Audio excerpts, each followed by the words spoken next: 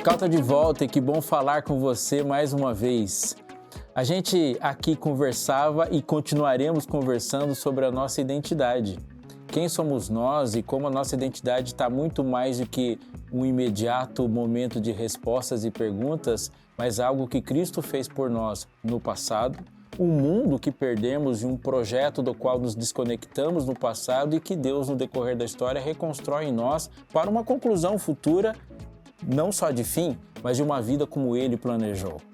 A resposta mais contundente que você e eu, como bíblicos, podemos dar para além daquilo de que muitas pessoas já perceberam que há problemas. Sociólogos, alguns cientistas de muitas áreas, pessoas comuns. Ninguém mais discute. Temos grandes problemas. A fome, a opressão, a violência, ela está aí. Agora, voltando a falar da grande diferença. A gente consegue ver a origem do problema com uma visão de um alcance maior do que as pessoas estão vendo. E a gente consegue ver a solução do problema num alcance também maior. E há uma necessidade de se falar dele e de se falar disso com técnica, com força, com perseverança, com vontade, com poder. Chamo aqui e saúdo o Dr. Rodrigo Silva. Que alegria poder falar contigo. Pastor... Prazer é meu, Pastor Robson. Prazer é meu. E como que anda seu trabalho? Qual é a atividade de hoje? Na verdade, tantas atividades. Eu estou escrevendo 3 livros ao mesmo tempo, dando aula, roteirizando o programa, tentando conseguir dinheiro para construir o museu, e assim caminha a humanidade, né? Uau! Mas Deus tem te abençoado muito, chegando a falar com pessoas que não nos ouviam antes. Você tem essa percepção clara, né? Glória a Deus por isso, glória a Deus por isso. Eu espero poder ser luz aí. Eu tô querendo bombar uns vídeos meus na internet dizendo assim, ó, o pastor Rodrigo falou bobagem, tá aqui a resposta. Você não precisa falar mais nada, só falar isso já bomba. Doutor Rodrigo já começa assim.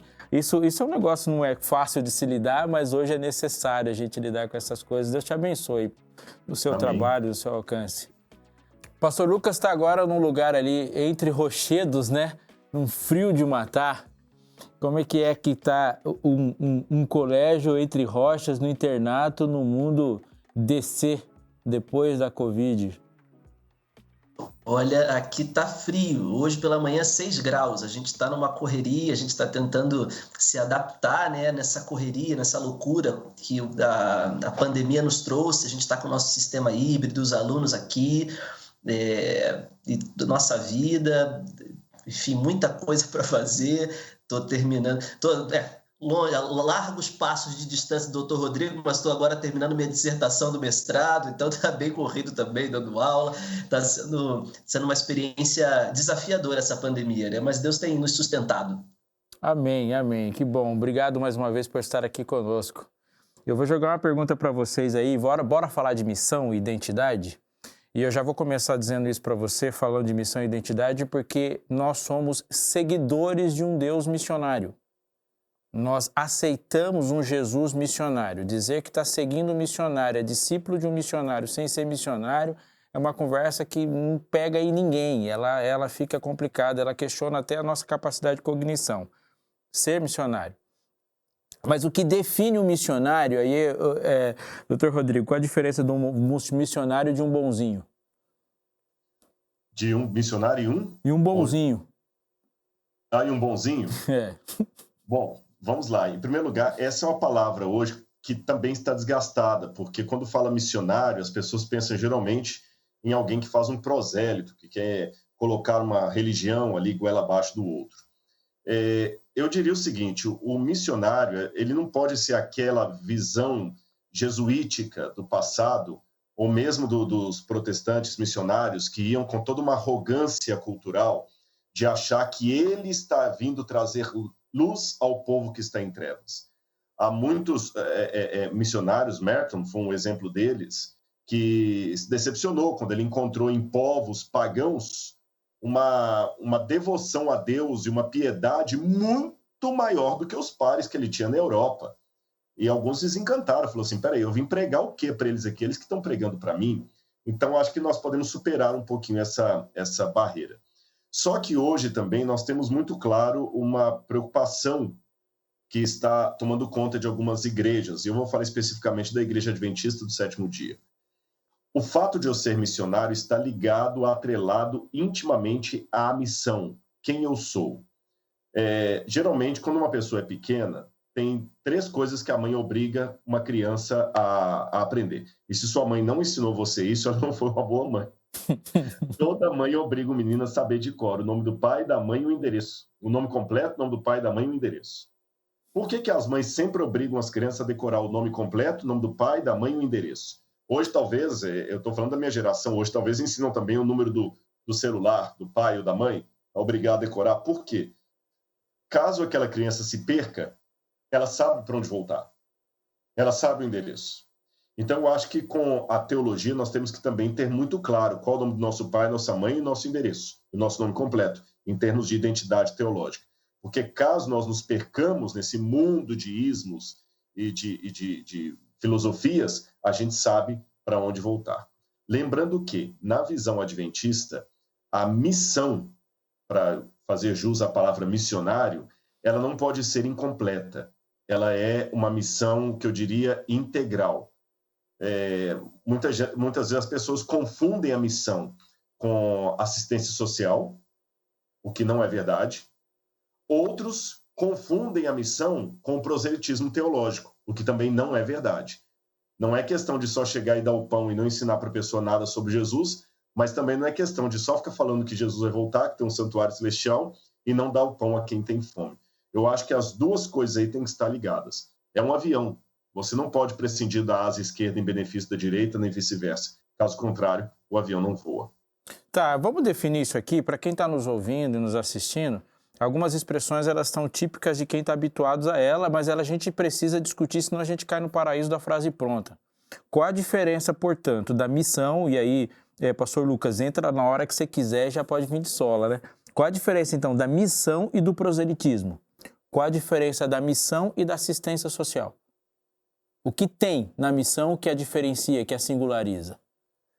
Eu acredito que é o que o pastor Rodrigo acabou de dizer, é um braço da missão. A missão existem vários braços e esses braços contribuem para que a missão na sua integralidade seja alcançada. Agora, eu costumo, com muito carinho, dizer que se nós tivéssemos o fervor dos nossos irmãos pentecostais, a insistência dos nossos irmãos testemunhos de Jeová e a verdade que nós temos, e o braço assistencial dos nossos irmãos espíritas, Jesus tinha voltado, mas às vezes a gente acaba setorizando a coisa. Então, eu acho que a gente precisa viver mais e vivenciar um pouquinho mais o espírito da lei.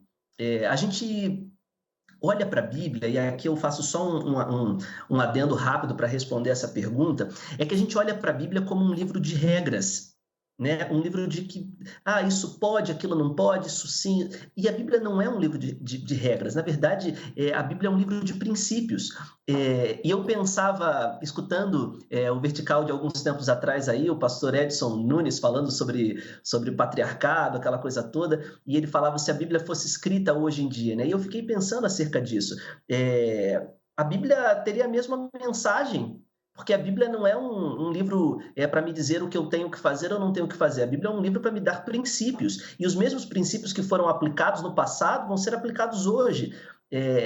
E esse é o espírito da lei. Quando a Bíblia diz assim, não matar, a Bíblia não está dizendo somente para eu não pegar uma arma e não dar um tiro em alguém sem propósito. A Bíblia está dizendo para eu ser a favor da vida. Se eu vejo alguém sofrendo e eu não faço nada, eu estou matando, porque eu não fiz nada para interromper aquela situação.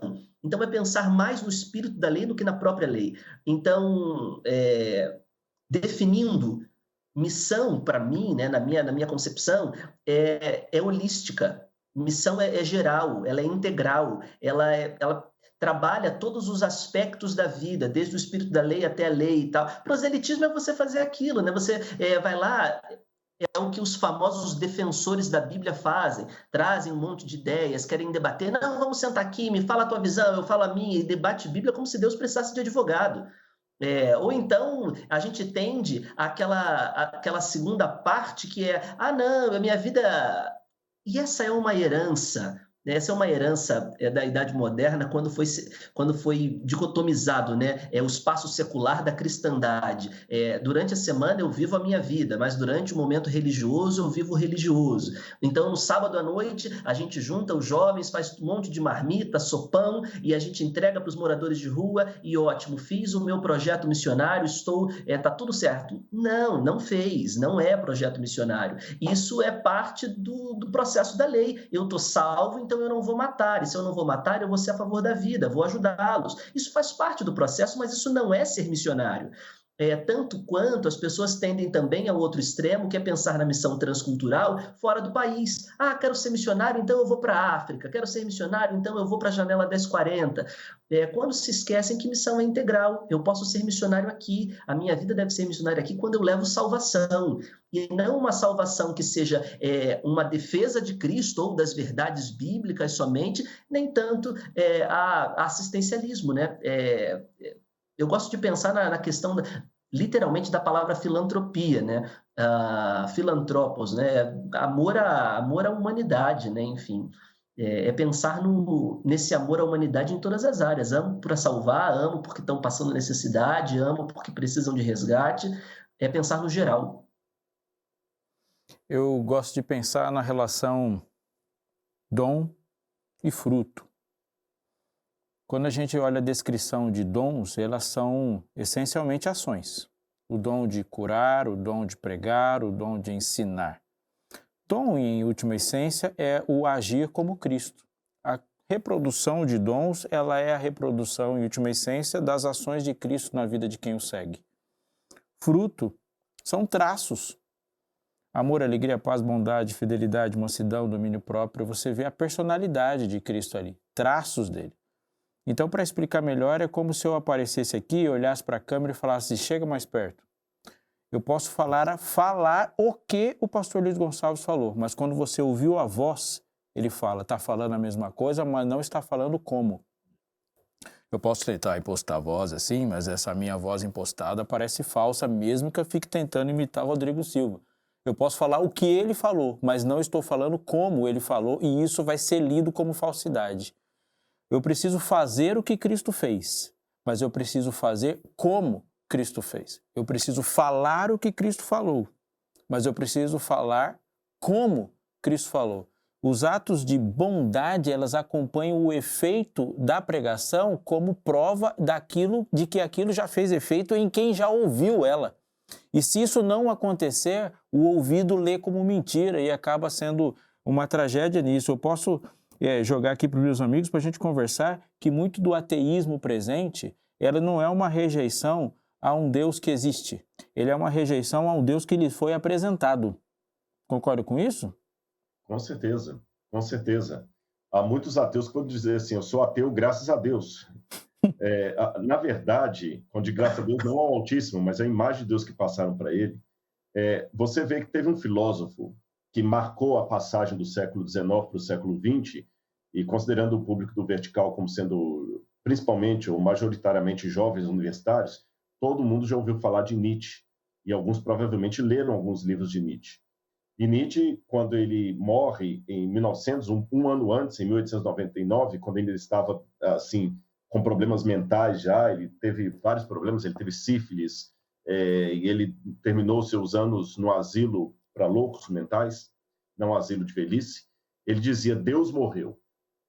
E o que são as igrejas, senão o sepulcro de Deus?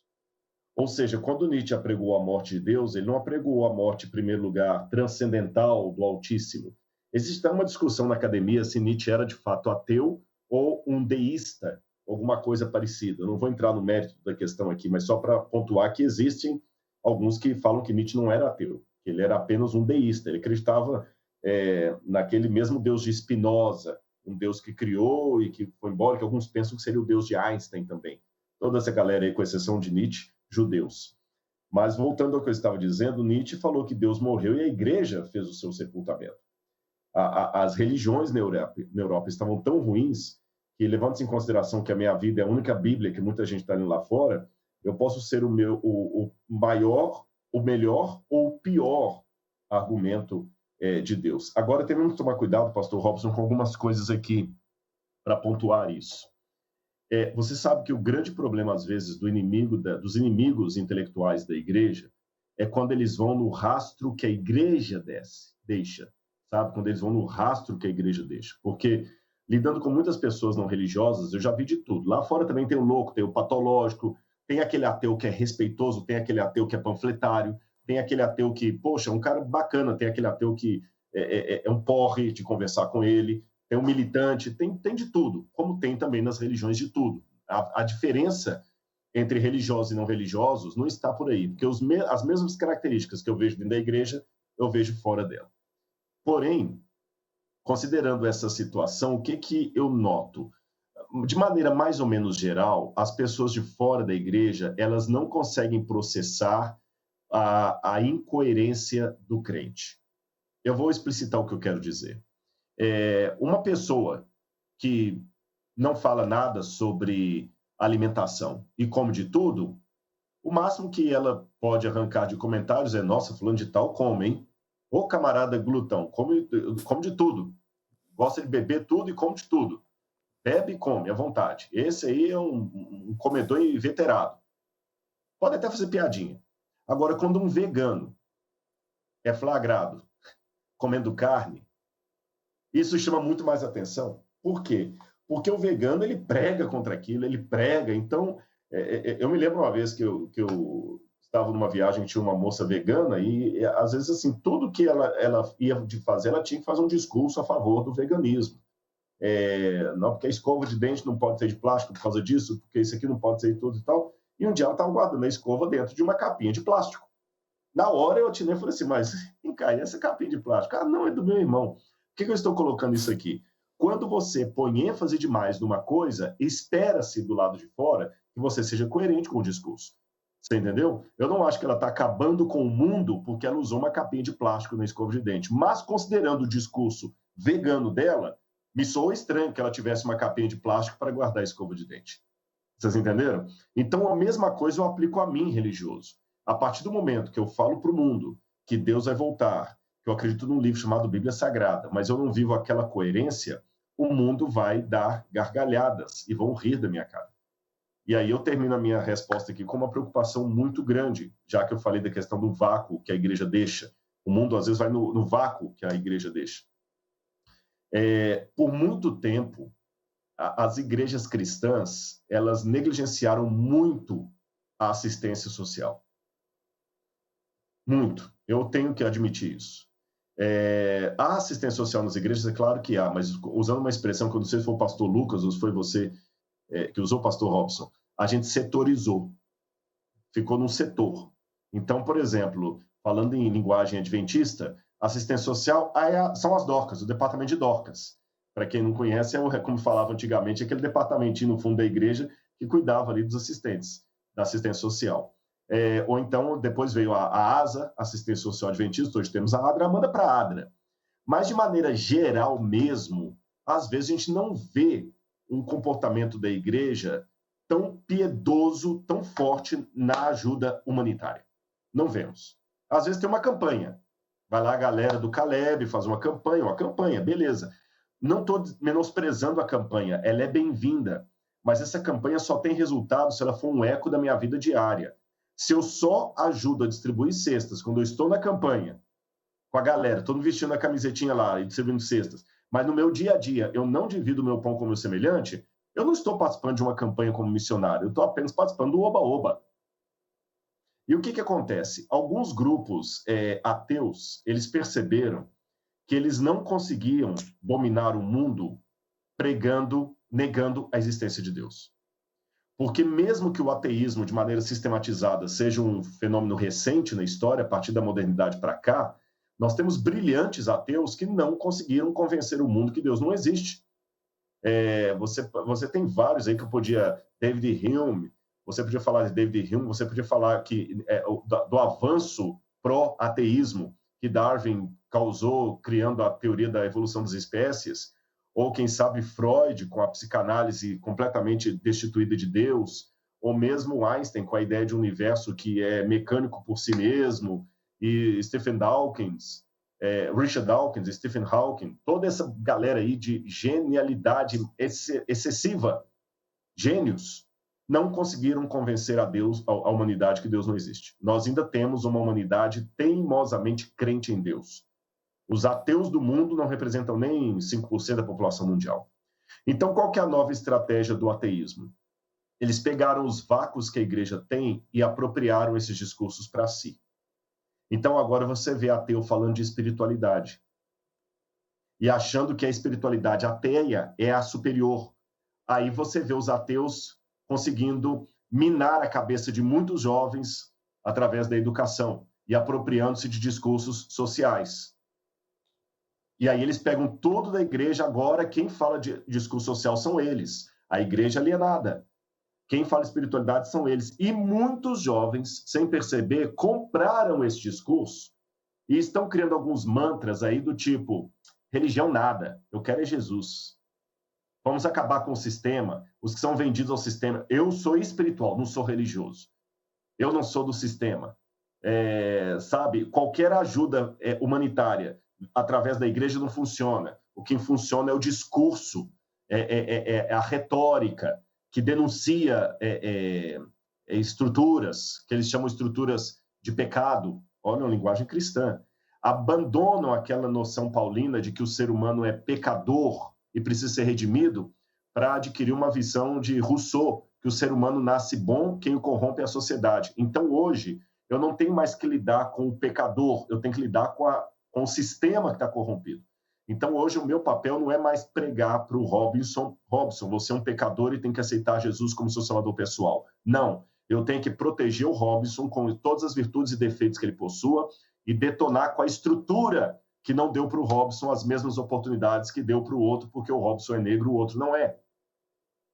E muitos embarcando nisso aí estão perdendo a essência de Apocalipse 14, que são as 3 mensagens angélicas. Eu dei um panorama histórico aqui para mostrar de maneira muito sutil e subliminar como essas tendências estão chegando na igreja e o pessoal está confundindo. Hoje não existe mais o preto no branco, mas muitas pessoas estão adotando o cinza como estilo de vida. E é aí que mora o perigo. Rodrigo, o senhor tocou em 2 pontos. Eu queria continuar essa conversa com o pastor Lucas a partir desses 2 pontos, pastor. Um deles é essa questão das 3 mensagens angélicas, para você que está nos ouvindo. Há uma definição, um ponto de virada no livro de Apocalipse, que é um momento central. O Apocalipse, ele constrói, ele vem numa narrativa histórica, mas ele gasta uma boa parte do tempo, você vê a energia do livro ali, onde João para, onde o revelador para falar do surgimento de alguém que faz alguma coisa. Essas 3 mensagens angélicas, eles são a constituição do ponto onde dali para frente tudo vai estar relacionado a ela. E aí, e o mundo se divide em quem aceita e quem reage a essa mensagem. Em essência, vamos falar de uma condenação, de uma advertência e de um convite em relação à Babilônia. Fala do cálice e de um convite a você não precisar beber de um cálice que foi bebido. E fala de uma realidade de um juízo, de um Deus criador a ser adorado e glorificado e de um juízo que se relaciona com isso tudo. Dá para eu me configurar como alguém com identidade missional sem essas mensagens agora, ou elas podem ser diluídas nas outras falas que eu tenho como cristão? Isso é muito importante, sabendo também que a palavra cristão já está também sob um enorme desgaste, que ela já tem 1000 significados, né? Até rejeito quando alguém fala assim, vamos praticar os princípios bíblico-cristãos. Já virou 2 palavras que conflitam. Ou é bíblico ou é cristão ultimamente, né? Só fico no bíblico que tá bom. Mas o bíblico-cristão, para mim, agora está definido com essas mensagens ou não, pastor Lucas? Amigo, essa é uma pergunta capciosa, mas extremamente importante. E aí eu respondo assim, alguém pode até discordar de mim, mas eu respondo categoricamente. Pode ser até o Rodrigo que discorde de você. Angélicas, nós não somos adventistas. Veja, como cristão, eu posso diluir, eu posso transferir, eu posso... Aí pode fazer o que você quiser, né? Hoje, como você disse, ser cristão não necessariamente é ser um biblista, não é você né, olhar para a Bíblia como um todo. Agora, para você ser adventista, você tem que levar em consideração 3 mensagens angélicas. Aliás, uma forma muito rápida aqui, se você der uma olhada aí, vocês que nos assistem, e provavelmente vocês já devem ter ouvido falar nisso, mas de uma forma muito sintética. Se você olhar para Apocalipse capítulo 10, vai falar sobre o grande desapontamento ali, o livrinho, e aí logo ali no versículo 7 vai dizer assim: mas nos dias da voz do 7º anjo, quando ele estiver para tocar a trombeta, cumprir-se-á então o mistério de Deus, segundo ele anunciou aos seus servos os profetas. Veja, a voz do 7º anjo é literalmente o momento da volta de Jesus. Ali, antes de acontecer a volta de Jesus, ali naqueles momentos, vai cumprir o que foi dito para o profeta. E aí você vai voltar lá para Daniel, capítulo 8, profecia das 2.300 tardes e manhãs e tal, e aí vem aqui o livrinho doce na boca, amargo no ventre, e aí vem algo interessante, que é o verso 11. Depois que acontece isso, diz assim: então me disseram, é necessário que ainda profetizes a respeito de muitos povos, nações, línguas e reis. Mas não diz o que é para ser profetizado aos povos, nações, tribos, línguas e reis. Só diz que é necessário profetizar, mas não diz o que. O capítulo 12 vai se preocupar em falar as características desse povo que vai surgir, que são os que guardam o mandamento e o testemunho de Jesus. Logo depois vai vir a tríade satânica aí, né? O Apocalipse 13, mas aí vem o Apocalipse 14. E o Apocalipse 14, no verso 6, vai trazer para a gente essa identidade. Vi outro anjo voando pelo céu, tendo o evangelho eterno para pregar aos que se assentam sobre toda a terra, nação, tribo, língua e povo, dizendo: aquela mensagem que deveria ser pregada no Apocalipse 10 vai ser relatada agora no Apocalipse 14, que são exatamente essas mensagens angélicas, dizendo em grande voz: temei a Deus e dai-lhe glória. Só que isso aqui, amigos, é tão incrível, porque a Bíblia em nada ela está perdida, né? Porque é chegada a hora do seu juízo e adorai aquele que fez o céu, a terra, o mar e a fonte das águas. Aqui nós temos algumas referências incríveis. A referência, claro, ao criacionismo. O único lugar onde aparece fonte de águas novamente na Bíblia, ou anteriormente na Bíblia, é no dilúvio. Então, aqui é uma alusão às fontes das águas que foram rompidas no dilúvio, e aí você está aqui o mesmo Deus está dizendo: chegou a hora do juízo. O mesmo Deus que fez o primeiro juízo lá atrás do dilúvio é o Deus do juízo novamente aqui. Aqui faz uma lembrança também, uma alusão ao 4º mandamento, sábado. Logo depois você vai ver: caiu a grande Babilônia. Se você entender o capítulo 13, a tríade satânica, quem é a Babilônia, o chamado do capítulo 19 para sair dela, povo meu, da fúria da sua prostituição, os sistemas religiosos corrompidos. Logo depois, a marca da besta. Se você compreende que existe uma marca de Deus, que é dada por alguém que marca, que é o Espírito. Tudo bem, a marca a gente sabe que é o sábado. Se você não souber, em algum momento você pode estudar isso aí, vai perceber, mas aquele que marca é o Espírito Santo. Se a gente olha para tudo isso, a gente percebe que não há uma doutrina que esteja fora das mensagens angélicas. Agora, se eu tiro as mensagens angélicas, eu tiro tudo. Então, eu fui lá e eu entreguei a marmita, eu fui lá e eu fiz a boa ação, eu fui lá e ajudei as Dorcas, eu fui lá e preguei no sábado, eu distribuí livro no Impacto Esperança. Ok, legal, muito, muito, muito bonito. Mas, e aí, amigos, eu até peço desculpas para esse parêntese que eu faço. Às vezes, eu tenho percebido que os nossos púlpitos viraram tanto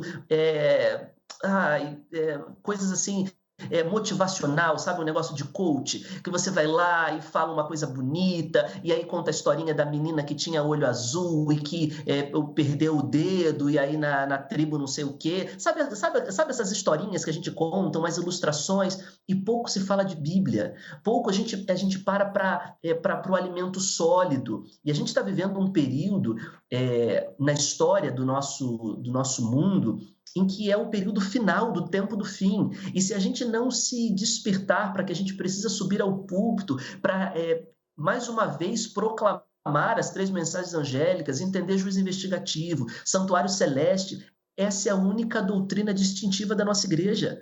Falar de volta de Jesus, tem um monte de gente para pregar. Falar que Jesus ama e que Jesus salva, tem um monte de gente falando. A gente precisa ser distinto, e a nossa distinção está em compreender a visão apocalíptica. em entender a visão profética, em ser relevante no tempo em que a gente vive. Veja, os discípulos foram relevantes no momento em que viveram. As pessoas da Reforma Protestante foram relevantes no momento em que viveram. Os patriarcas foram relevantes. Eles não tinham uma mensagem que todo mundo tinha. Nós precisamos ser relevantes no momento em que vivemos. A gente não tem que ter a mensagem que todo mundo tem. E Deus não chamou a gente para isso. Então, é tempo de relevância. Então, respondendo a pergunta, eu respondo até um pouco que categoricamente de que não, é impossível ser adventista sem a distinção das 3 mensagens angélicas.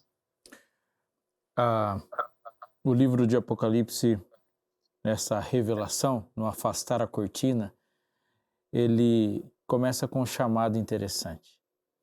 João está olhando por uma direção definida por ele, uma direção definida culturalmente, talvez. Historicamente, talvez.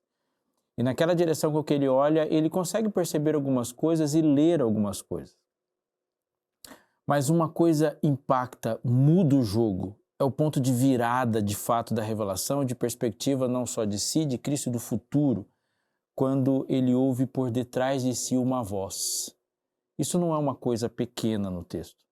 Ouvir por detrás de si uma voz dizendo, vira para cá. Então, tudo começa com uma mudança de perspectiva.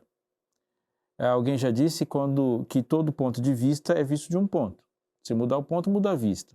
Ali, quando João escuta a voz por detrás dele dizendo, olha para cá, ele olha em outra direção.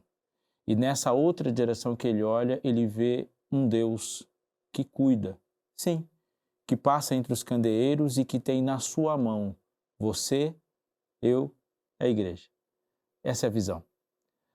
Você vai ter uma visão diferente, mais ampla, de longo alcance, sobrenatural, quando a sua perspectiva é direcionada pela ótica do céu, pela ótica de Deus. Não só falar, não só absorver ou discutir, mas olhar para a mesma direção com a qual Deus está olhando, ou minimamente olhar na direção que Ele está. A pergunta mais importante a ser feita hoje, quando a névoa do futuro ou do presente está sobre nós, é aquela que Pedro fez quando ele olhou para a direção certa. Senhor, és tu? Se és tu, manda-me ter contigo. É uma pergunta que eu devo fazer todo dia. É você que está falando, Jesus? Porque se é, eu vou andar na sua direção. A pergunta de João é, essa voz é do meu mestre? E a voz do mestre diz, olha para cá, olha para essa direção. E essa direção que ele foi convidado a olhar, ele viu Jesus conduzindo tudo. Temos uma identidade olhando para o passado de uma cruz que marca o preço que foi pago. Temos uma identidade em relação ao futuro, caminhando para a restauração completa do propósito mais do que qualquer outra coisa. E essa identidade deve aparecer em todas as nossas respostas. Obrigado por ter nos acompanhado. Vertical volta sexta-feira que vem, às 19 horas. Há outros conteúdos que você vai ver na sugestão aqui. Clica, olha, estude um pouco, manda suas sugestões, seus comentários. Se você não é inscrito no canal, se inscreva também para que você receba as notificações. A gente se vê, até mais.